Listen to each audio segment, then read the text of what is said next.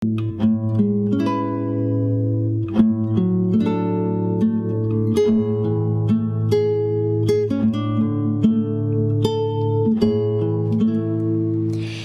now, it's time for DJ Rocky's Secret Files.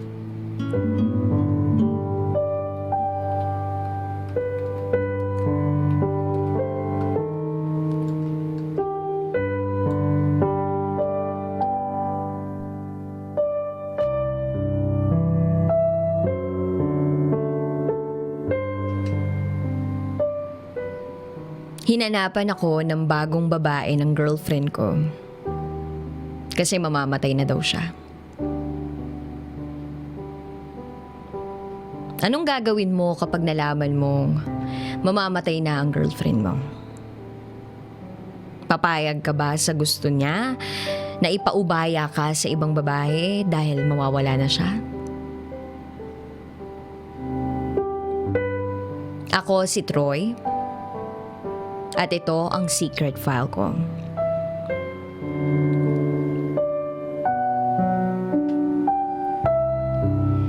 Year 2016. 4 na taon. 4 na taon na kaming magkarelasyon ni Vanessa. Masaya kami. May mga konting tampuhan. Pero hindi naman nauuwi sa hiwalayan. Mahal na mahal namin ang isa't isa. Sobra. Nagpaplano na rin sana kaming magpakasal by 2019.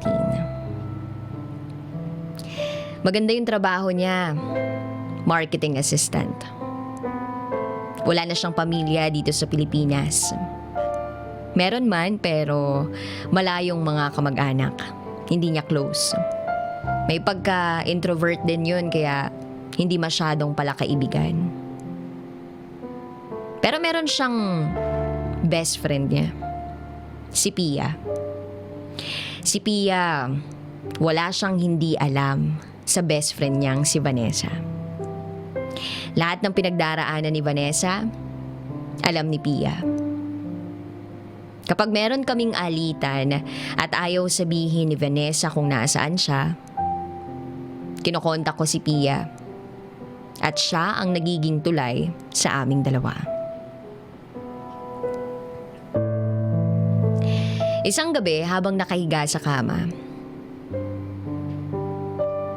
all of a sudden, biglang nasabi ng girlfriend ko sa akin, "What if mawala ako? Anong gagawin mo?" Nawirdan ako sa tanong niya. E di sabi ko, susunod ako sa'yo. Kasi, sa totoo lang, wala na akong ibang naiisip pang babae na makakasama habang buhay, kundi ikaw lang.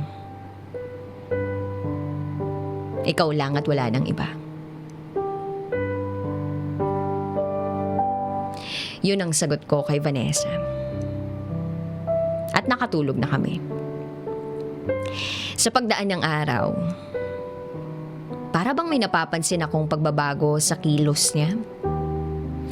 Yung dating Vanessa na sobrang saya, parang may lungkot akong nakikita sa mukha niya. Hindi na ako nakapagpigil pa. Habang naghahapunan kami sa bahay, tinanong ko siya, "May problema ba?"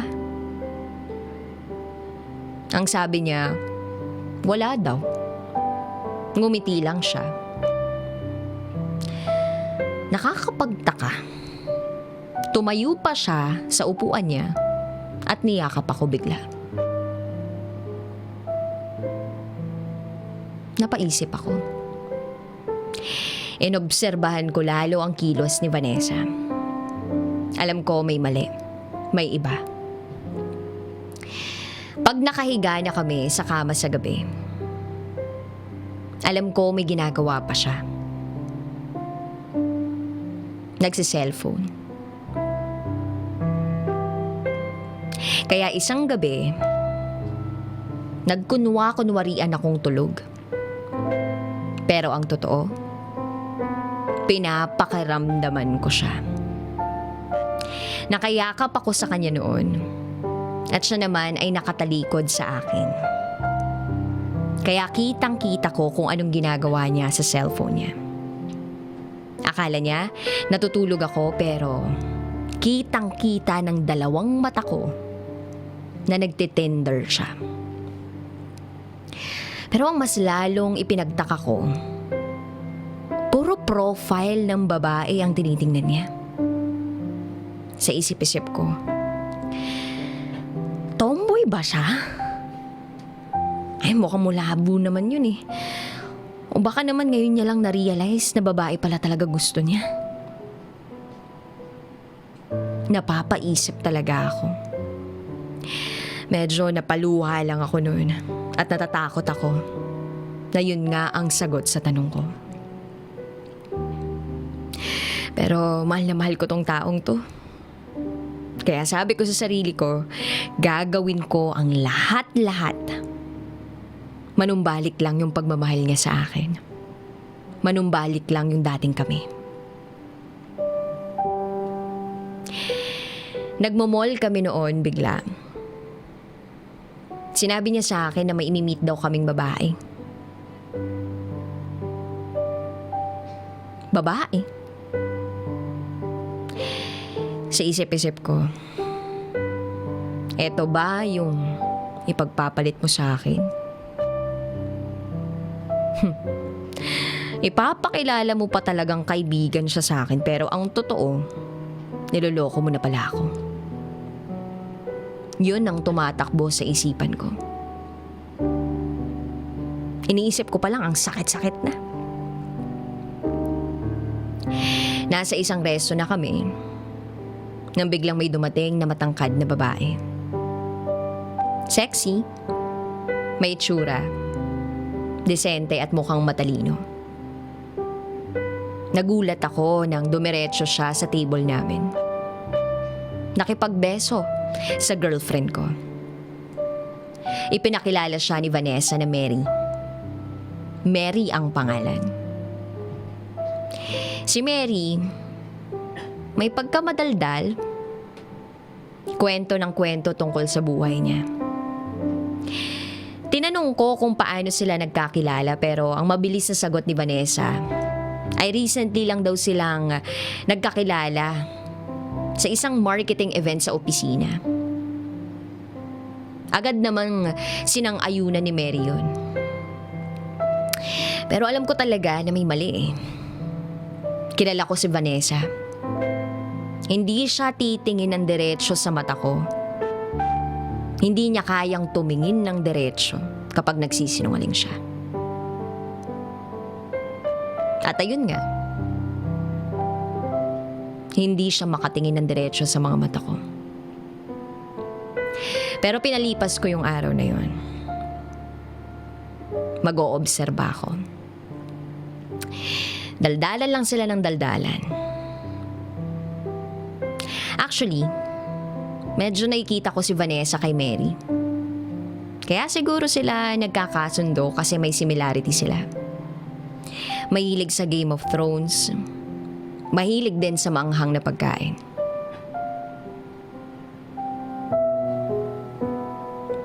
Isang araw kagagaling ko lang sa trabaho nun. Napadaan ako sa isang mall. At ang hindi ko inaasahang makita, nakita ko na nakaabrisete si Mary kay Vanessa. Nanlaki ang mga mata ko nun. Nagkukwentuhan sila at nagtatawanan habang nagwi-window shopping. Ilang saglit pa ay hindi na ako nakapagpigil. Tinawagan ko si Vanessa. Tinanong ko kung nasaan siya. At ang sagot niya ay nasa opisina siya. Nasa opisina. Nasa pantry area daw siya. Kumakain. Alam ko naman ang totoo eh. Nasa mall siya. Umuo lang ako. At sabi ko, kumain siyang maigi. Nagsinungaling siya sa akin. Ang sakit. Inabangan ko siya sa pag-uwi niya. Dumating na siya sa bahay. Kitang-kita ko ang lungkot sa mukha niya. Pinipilit niyang maging masaya. Nakapwesto ako noon sa sala nang bigla niya akong niyakap at sinabihang, "Mahal kita." Pero hindi na ako nakapagpigil pa. Sunod-sunod ang tanong ko. Sino ba talaga si Mary? Kayo ba? Niloloko mo ba ako? Napakunot-noot siya. At ang sagot niya sa akin, anong pinagsasasabi mo? Dahil sobrang sakit na, parang sasabog ng dibdib ko. Nahawakan ko siya sa dalawang braso niya. Napahigpit ako ng hawak habang sinasabing, "Babae ba gusto mo? Ayaw mo na ba sa akin? Hindi mo na ba ako mahal?" Nakita ko sa mga mata niya yung pagkagulat at takot. Ginamit niya ang lakas niya para makakalas sa pagkakahawak ko sa braso niya. Hanggang sa narinig ko ang mga katagang kahit kailan hindi ko inasahang maririnig ko. Ang sabi niya, "Mamamatay na ako." Habang unti-unting tumutulo ang luha niya. Pagpapatuloy niya, "May sakit ako. Malubha. May cancer ako. Kung alam mo lang kung gaano kita kamahal. Ayoko pang umalis. Natatakot ako na baka isang araw wala na ako, hindi na ako magising pa. Kaya humahanap ako ng babaeng mag-aalaga at magmamahal sa'yo, Troy. Gusto ko maalagaan ka, gusto ko mahalin ka. Gusto ko kilala ka. Gusto ko makakasundo mo. Gusto ko maipagluluto ka ng breakfast, dinner. Gusto ko magawa niyo yung mga bagay na hindi natin magagawa.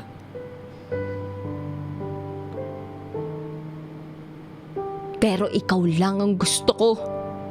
Sagot ko. "Ikaw lang at wala nang iba." Nag-iiyakan na kaming dalawa nun. Bumabaha ng luha.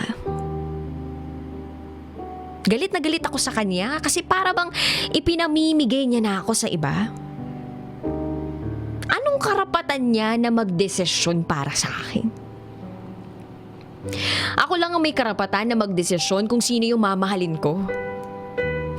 Ako lang at wala nang iba. Pero kahit nagalit ako sa kanya, tinunaw pa rin yung galit ko ng pagmamahal ko sa kanya. Niyakap ko siya at nag-iyakan kaming dalawa.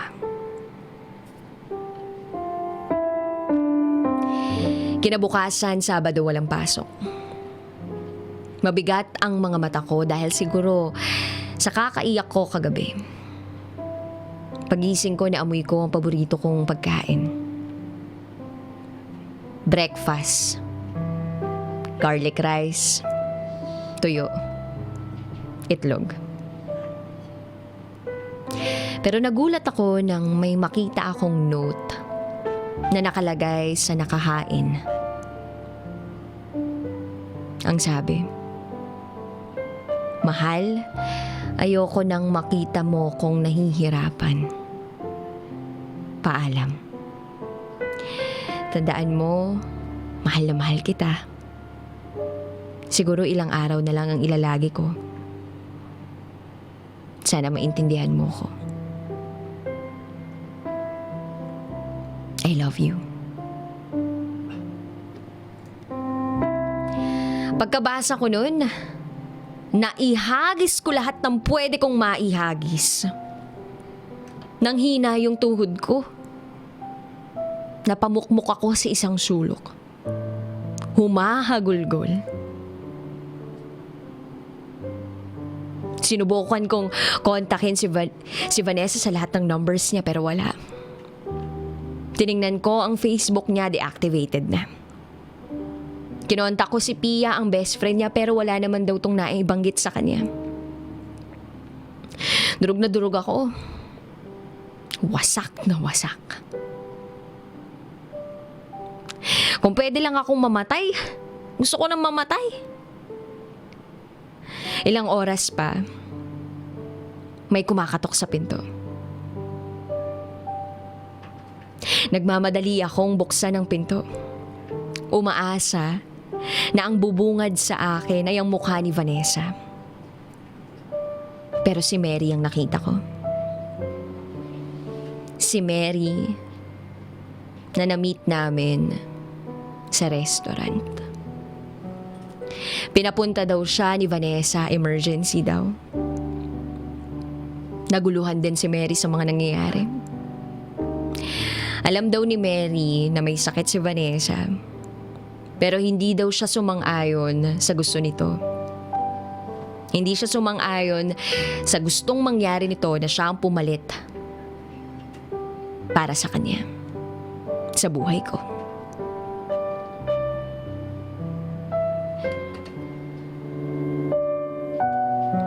Umiyak lang ako buong magdamag. Hindi naging madali ang lahat. Nag-inom-inom ako. Halos lahat ng mga kaibigan ko, pinuntahan ko na. Kaibigan namin. Sinubukan kong kontakin lahat ng pwede kong makausap. Mahanap ko lang si Vanessa pero wala silang maibigay na impormasyon. Walang kamag-anak ang nakapagsabi sa akin kung nasaan si Vanessa.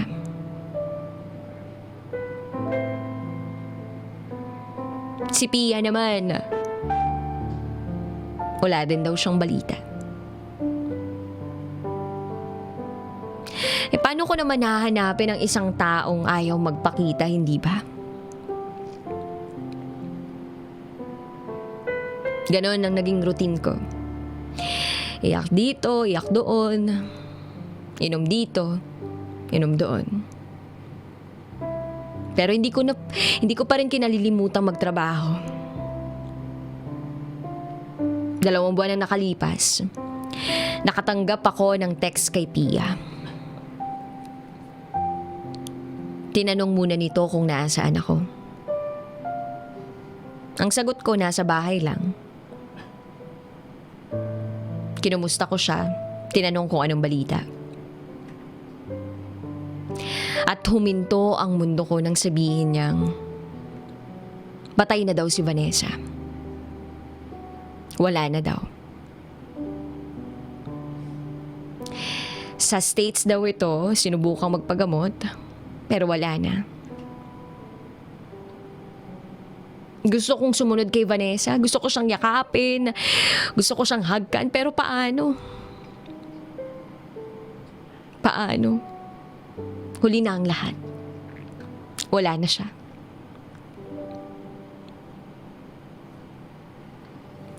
Hindi ko na nabisita si Vanessa dahil rin sa hindi ko inaasahang promotion sa trabaho.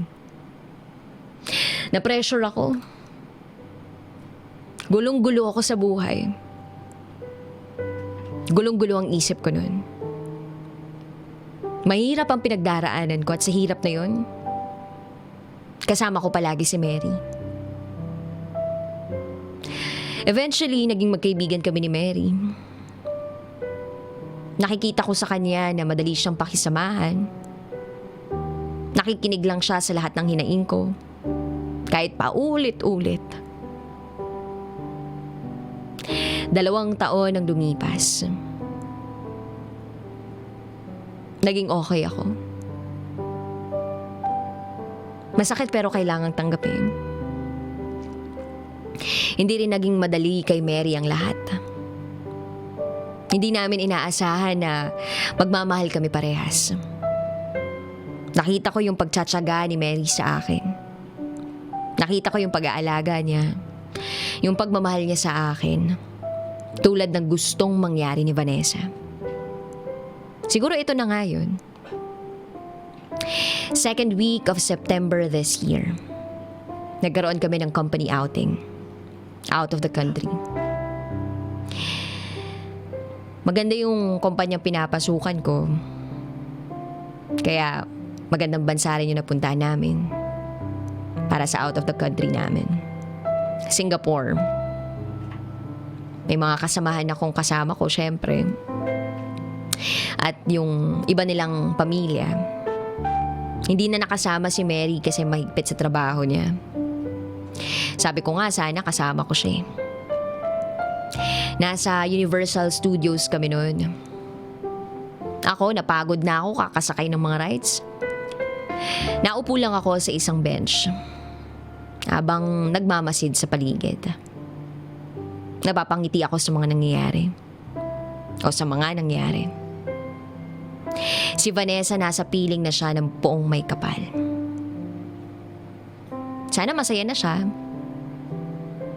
Actually, may saya na sa puso ko. Pero hindi ko pa rin maiwasan na mainis sa kanya dahil sa pag-alis niya. Hindi niya man lang ako inayaang iparamdam sa kanya yung pagmamahal. Na-unfairan pa rin ako. Pero sabi ko naman, okay na ako. Akala ko nga mamamatay na ako eh. Laking pasasalamat ko kay Mary.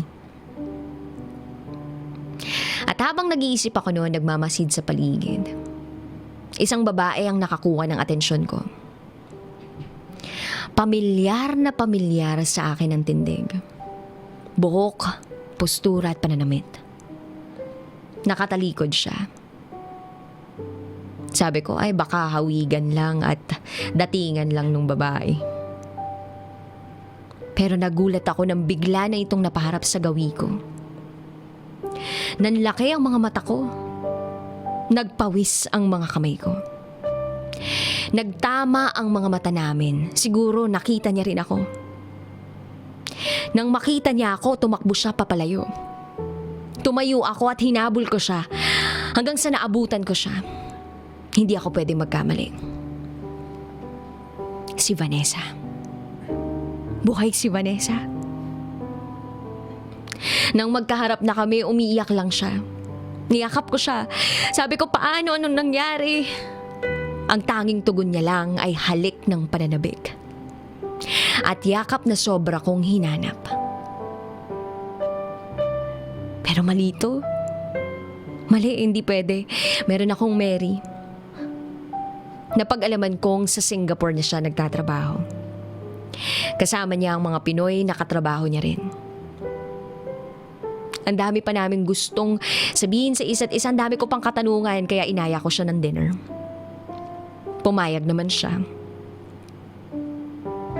Iniisip ko ng mga panahon na yun na baka makita ako ng mga kaopisina ko. Kilalang kilala nila si Mary. At ang alam nila, meron na akong future kay Mary. Kasi napadalhan na namin sila ng invitation para sa nalalapit naming kasal this December. Pero kahit saglit lang yung pagkikita namin yun ni Vanessa, ramdam na ramdam ko pa rin yung nag-aalab na pagmamahal namin. Nang magkita kami ng gabing yun,